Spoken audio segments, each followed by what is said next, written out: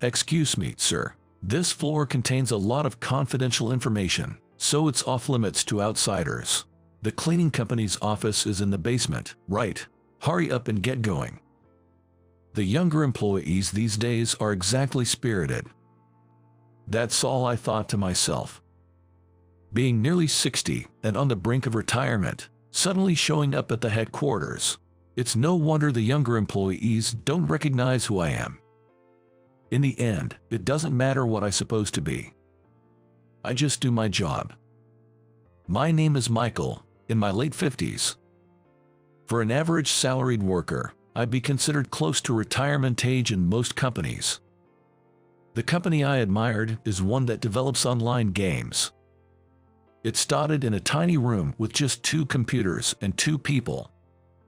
Before we knew it, the company had grown so much that it had its headquarters in a building so tall that the top floor was too dazzling to see.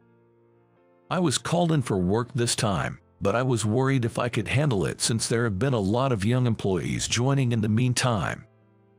Excuse me, you're in the way. I'm terribly sorry. I wasn't blocking the entrance on purpose. It was a wide enough hallway that they could easily get by. I was just standing there. My peaceful morning was disturbed, and I was somewhat annoyed, but I politely apologized to the man and moved aside. Country bumpkin, don't just stand there dazing off. The man who muttered this as he passed by also clicked his tongue loud enough for me to hear. With my employee badge prepared in advance, I entered the company.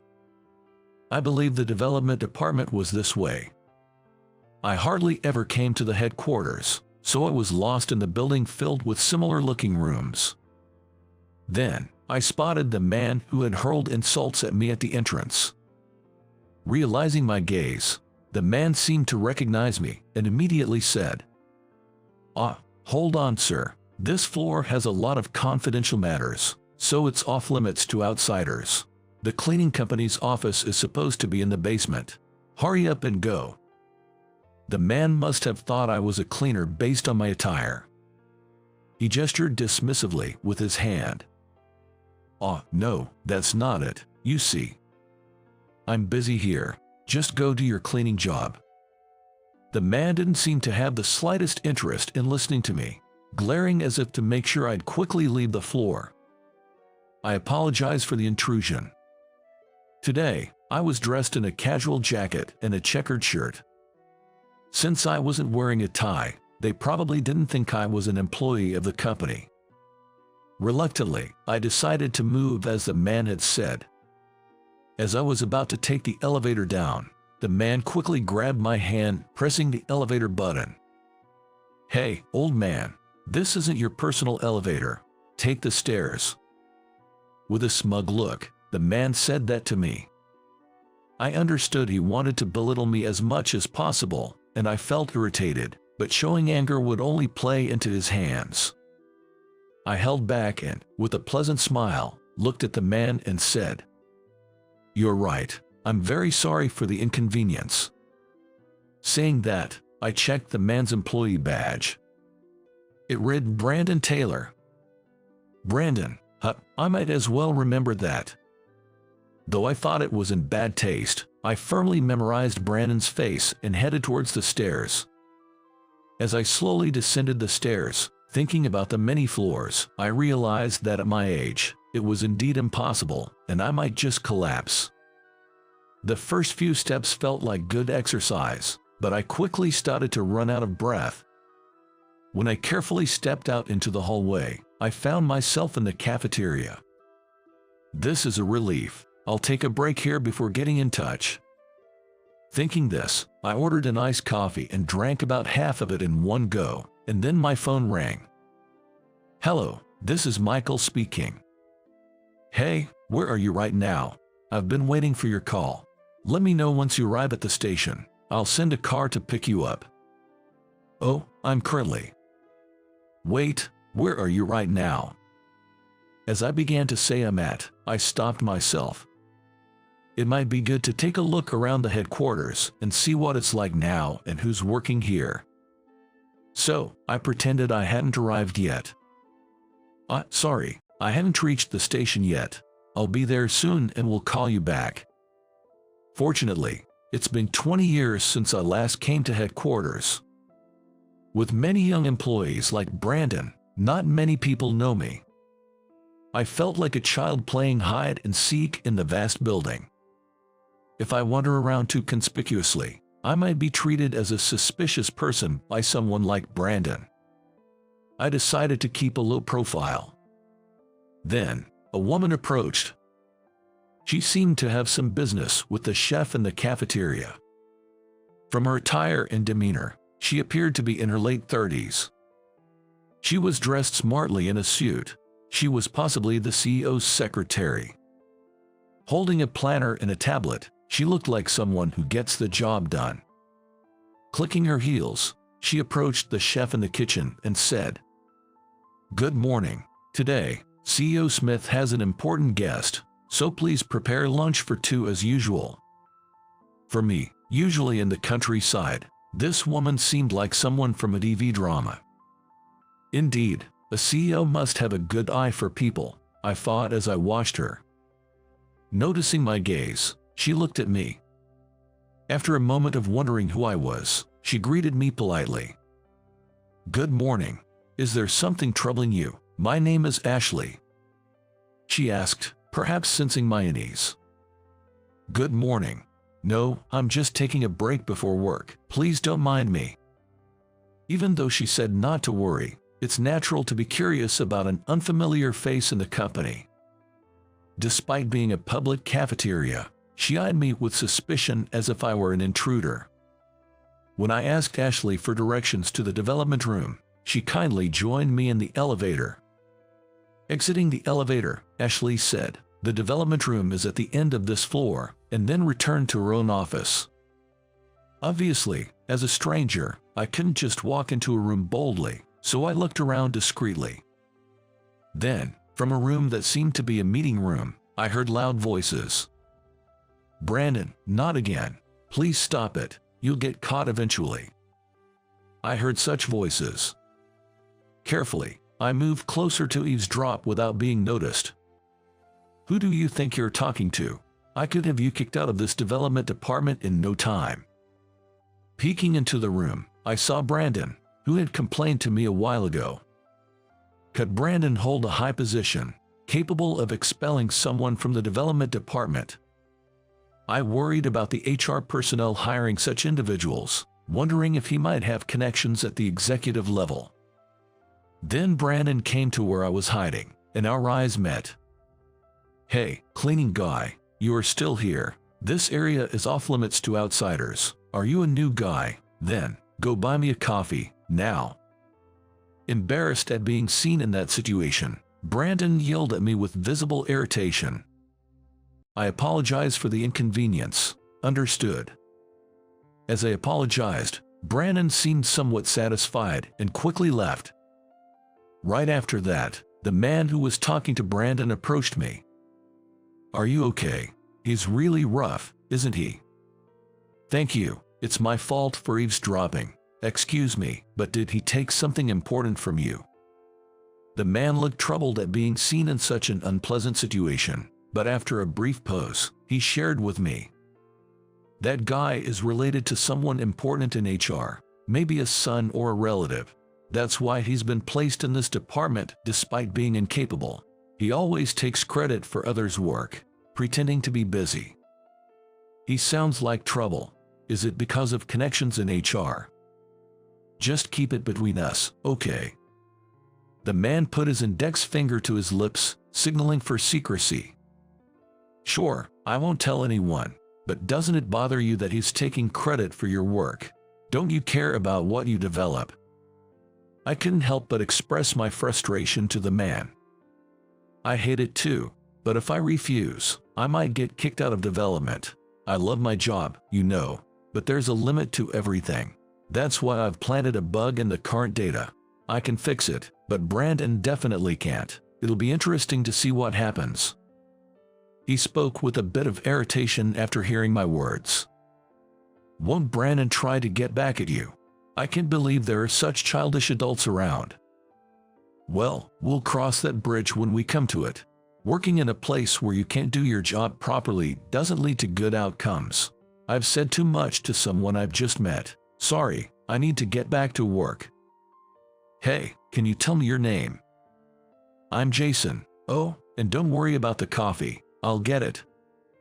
No, it's okay. I was asked to do it, so please go back to your work. All right then, thank you. Jason gave me a bright smile, waved, and went back to his work. After watching him leave, I took out the note Ashley had given me. Ashley, it's Michael. Yes, how can I assist you? Ashley answered the phone immediately after one ring. I'm really sorry to ask, but could you bring some coffee to the development room? Certainly. How many cups do you need? Just one is fine, thanks. After hanging up, I pondered the reason I was called to the headquarters after 20 years. Maybe he had a hunch about the current situation. That's why he summoned me to the headquarters now. I encouraged myself to meet his expectations and then reached for the doorknob of the development room. As I opened the door and entered, Brandon stood in front, preparing to present what I presumed was data taken from Jason. Unaware of my entrance, Brandon was focused intently. A man, mistaking me for an outsider, approached but then looked surprised to see me. I motioned for silence as my name was about to be called out, focusing instead on Brandon's presentation. As Brandon reached the middle of his explanation, the screen went black with a clattering mechanical sound. Seconds later, when the screen lit up again, it displayed photos of Brandon slacking off. In a panic, Brandon couldn't figure out how to stop the data, sweating and flustered. The photos showed various scenes, such as Brandon napping in a sloppy manner and yelling at Jason, like a slideshow. Trying to hide it, he stood in front of the projector, but the other employees were already snickering. Hey, Brandon, that's your data, right? Stop it now. Upon being told by his boss, Brandon responded with a face that looked like he was about to cry. Yes, that's strange. Brandon frantically clicked on the computer, but not knowing how to stop it, he ended up just banging on it roughly. Hey, Jason, you made this, right? Stop it now. In his panic, Brandon inadvertently revealed that the data was Jason's to everyone in the development department. Is this someone else's data? What kind of person are you, Jason? Please stop it. Hearing that, the department head Ryan instructed Jason to stop the slideshow. Then, a red-faced Brandon approached Jason. Jason, this was your doing, wasn't it? Forgetting about the others around, Brandon grabbed Jason by the collar and confronted him.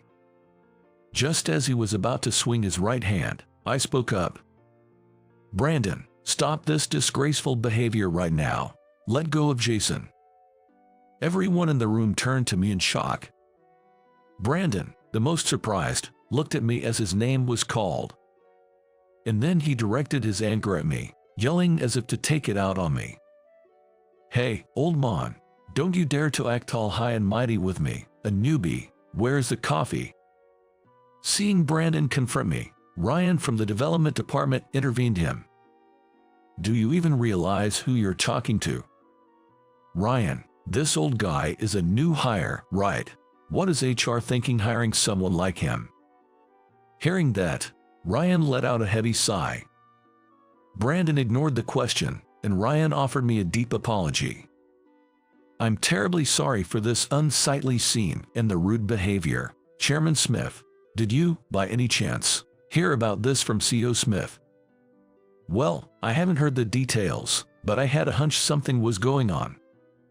Just then, Ashley appeared with a single cup of coffee. Excuse me, she said as she entered the room and offered me the coffee. Chairman Smith, sorry to keep you waiting. Ashley, sorry to make you do this. Thank you. I took the coffee from Ashley and handed it to Brandon. Here you go, Brandon. Brandon had lost all his earlier bravado, and he was visibly shaken. Chairman Smith, you're not a new hire. Thank you for the coffee. The employees around us were also unsettled by the situation. Jason looked particularly flustered. Then, CEO Smith arrived, looking rushed. It seems that Ashley had witnessed the situation and contacted CEO Smith. Upon entering with great urgency, CEO Smith saw me and immediately exclaimed, "Brother, sorry about this. I was surprised when I heard from Ashley that you were already inside the company. So, what happened?" In reality, I am the older brother of Daniel Smith, the CEO of this company, and hold a nominal position as its chairman. Naturally, the young employees, not having seen a chairman who hadn't appeared at the headquarters for 20 years, were unaware of who I was, leading to this commotion. Daniel, I took a look at the development department and, well, there are quite a lot of issues. So, you've seen it, brother. I have a favor to ask. Could you come back to the headquarters? I was at a loss at CEO Smith's earnest request. Once upon a time, as we started the company together, I demanded of perfection from the increasing number of employees, and it disrupted the harmony within the company. My stress over unattainable goals led me to shout at employees and demand excessive overtime, earning me the nickname the demon behind my back. The stressed employees lost their motivation to create good products, and the company atmosphere turned tense. Seeing Daniel always trying to mediate between me and the employees with a troubled face, I suggested stepping back myself. After that, I retreated to the countryside, where I opened a small programming class for children and led a modest life. Before I knew it, Daniel had grown the company we started together into something much larger on his own. He must have had the knack for management. Standing in front of the company, I looked up at the building and felt deep down that stepping back then was the right decision. However, I was surprised to find myself listed as the chairman without realizing it. By the way, Brandon was saying something a minute ago. Cross me, and I'll have you kicked out of the development department. What was that all about? That was. Brandon, who had mistaken me for a cleaner, found me the president's brother. He was now shocked to realize it, trembling. That was just a rumor I spread myself. I thought if people believed I was related to someone important in HR, they'd treat me better. Wow, you're amazing. You have the power to make people believe lies. It'd be great if you could use the talent for something more productive. I wasn't trying to belittle Brandon, honestly. I found his method quite childish. But the ability to convince people of rumors was indeed impressive. "I'm sorry," Brandon apologized.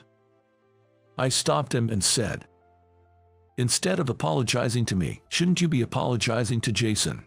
It seems like you've done quite a bit to him." After that, Brandon, with a tearful face, turned to Jason and apologized. "Jason, I'm sorry for everything. I've always been envious of the interesting ideas you come up with. I truly am sorry for all I've done." Brandon. Daniel, the CEO, who had been merely observing until now, interjected. "So, Michael, how would you resolve this?" Daniel looked at me with a plotting expression. All right, I get it. Brandon, from this moment on, I'll be taking you under my wing for some strict training, and if you're really sorry, you'll start supporting Jason from now on." Wait, I'm not being fired. Brandon recalled his past rudeness and had braced himself for dismissal, but I didn't allow it.